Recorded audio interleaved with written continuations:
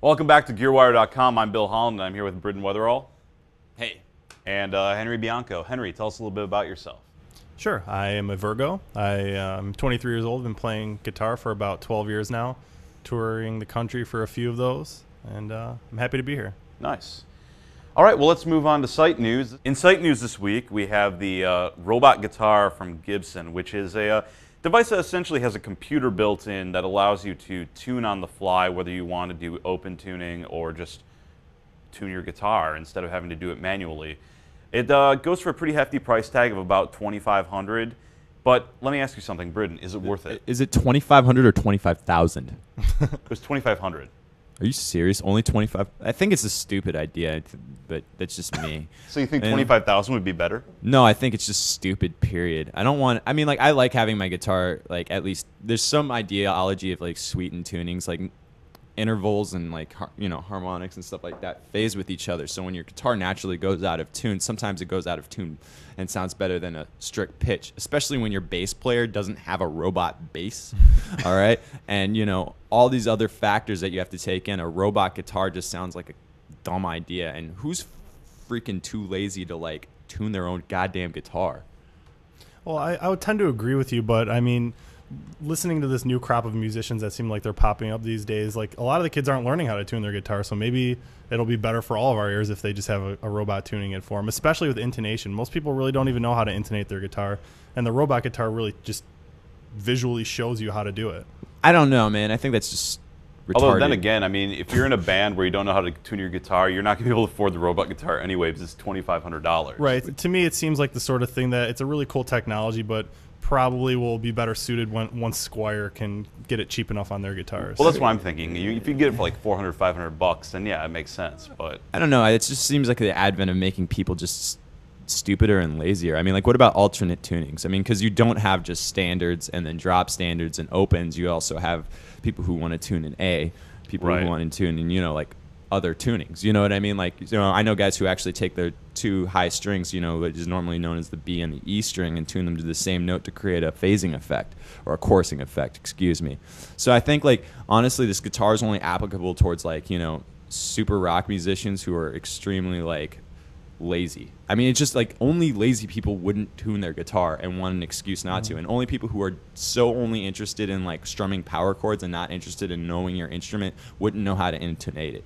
I mean, like, right. Well, and again, I mean, this would be great if it were offered as a cheap alternative for kids. So, like, you're starting a band, you want a guitar, you don't know how to tune your guitar. It's not even great. I know it's against the principle. I know that. Everything away from playing. I agree. I'm sure a lot of people said the same thing when MIDI was invented too, man. And you use that. I use it. Everybody uses it. No, see, like, saying that MIDI is actually not a lazy device because it's actually just a protocol. It's a protocol to recall sequences. You still have to play this out. You still have to have some degree of the Gibson Robot Guitar doesn't play itself, in all fairness. Yeah, but it tunes itself, and that just makes people.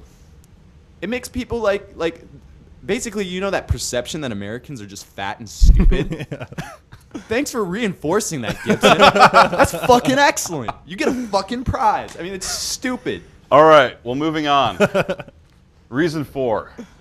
We've been looking at this up on our site this week. We took a look at the arpeggiator, the Thor synthesizer.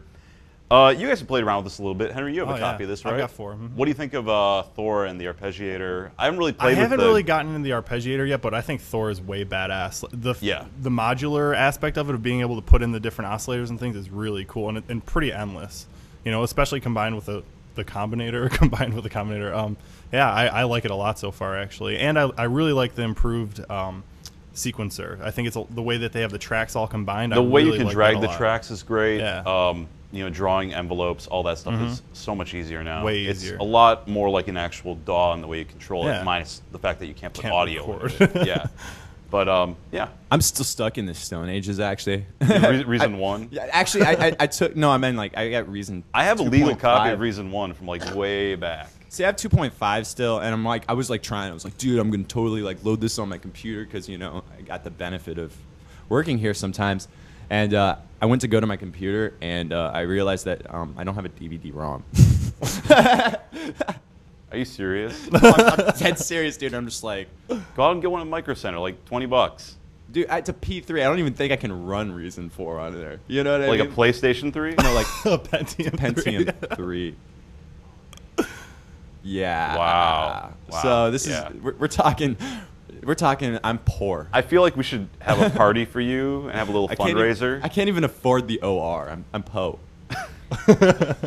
All right, Wow. but yeah, so I'm excited. I looked at the screenshots. I've seen the demos. They look really awesome. It looks like a good next level towards electronic musicianship. My roommate has a modular synthesizer. His critiques are a little bit more harsh because he's using like a Doper or yeah, a Dope. He's got two Yeah, those keyboard things are cases, awesome. and he's got some good gear. And he says, his view on Reason is kind of jaded because he uses Logic and whatnot. Right. And so he's disinterested. I'm interested because it's just an easy tool for me to sketch down electronic ideas. It's good to use with like Ableton or Logic. I do though. use As it with VST, Ableton. I use it with Live every great. day. Yeah, Live is like using it with Live is just like it's kind of like It's kind of a powerhouse, really, Yeah, because then you have totally. everything you need. So and then you can do remixes on the fly and then add things that like synth Yeah. elements on the fly, and on top of it you get all crazy. And now I'm just rambling. All right. Awesome. Well, then we're going to move on to the next segment of the show. We're going to go over to J. Irving Giles' house. We're going to take a look at his new Digitech Vocalist 4 and see if that can actually do something for us or if we think we should save our money. I'm Bill Holland for Gearwire.com, and this has been Crosstalk.